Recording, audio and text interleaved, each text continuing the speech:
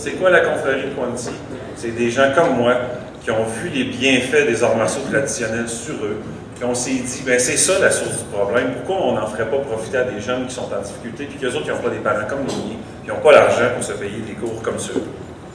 Depuis que j'ai commencé à vous parler, j'utilise l'expression arts martiaux traditionnels. C'est mon devoir de vous expliquer c'est quoi, parce que si vous êtes ici ce soir, vous nous soutenez avec votre présence financièrement. C'est quoi des arts martiaux traditionnels? C'est l'inverse, ben pas l'inverse, mais c'est surtout pas des sports de combat. C'est des arts martiaux qui sont faits de façon non compétitive. Il n'y a pas de ceinture, il n'y a pas de grade, il n'y a pas d'examen, il n'y a pas de compétition pour le jeune samedi prochain.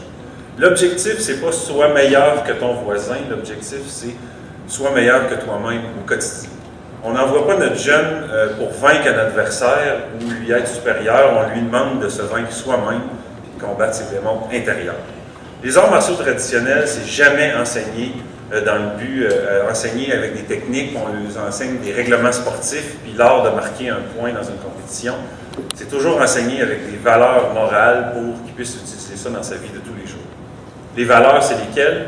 Les choses que vous essayez de transmettre ou que vous avez transmis à vos enfants dans la vie de tous les jours.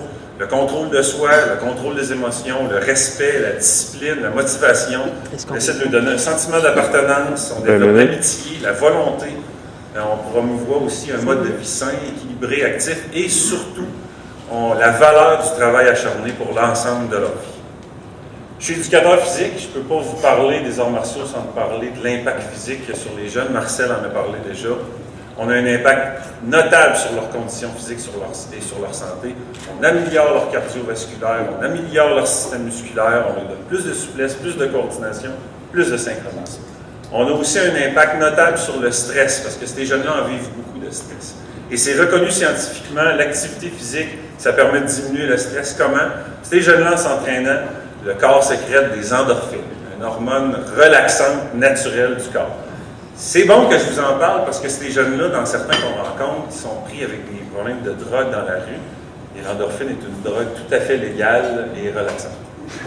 On peut dire aussi que par l'activité physique, ces jeunes-là, ça diminue l'activité électrique de leurs muscles, ça diminue les tensions nerveuses, ça chasse les mauvaises pensées, ça leur fait penser à autre chose, ça augmente leur estime personnelle. Bref, on les aide à libérer leur agressivité, libérer leur frustration, puis dépenser leur énergie. La dimension de l'énergie, Marcel en a parlé. Trop souvent, on le constate dans le système scolaire, spécialement chez les petits gars, on essaie de tuer leur énergie. Alors que dans des cours comme sont enseignés à la confrérie, ce qu'on fait, c'est de leur montrer à contrôler leur énergie et à dépenser leur énergie. De cette façon-là, cette énergie-là, au lieu de servir à détruire eux-mêmes, leur environnement physique, leur environnement social, bien, cette énergie-là, elle sert à bâtir. Évidemment, aussi, dans des cours, comme ils sont offerts à la confrérie, ça donne la chance aux jeunes de côtoyer des instructeurs, des gens qui leur donnent des cours, des modèles. Puis on essaie de leur donner beaucoup un sentiment d'appartenance dans le cours. Vous allez le voir tantôt dans la petite vidéo qui va être présentée. Vous allez voir toutes les écoles qui sont mandatées par la confrérie. Il y a une tradition qui est présente sur les murs. On voit beaucoup de photographies de gens qui ont marqué l'histoire du style qui est enseigné. On voit des photographies de groupe, on voit des photographies de moments de fierté dans les écoles. Un peu comme vous avez en famille, fait que ça donne à ces jeunes-là un esprit de famille, et c'est pour ça aussi qu'on s'appelle une confrérie.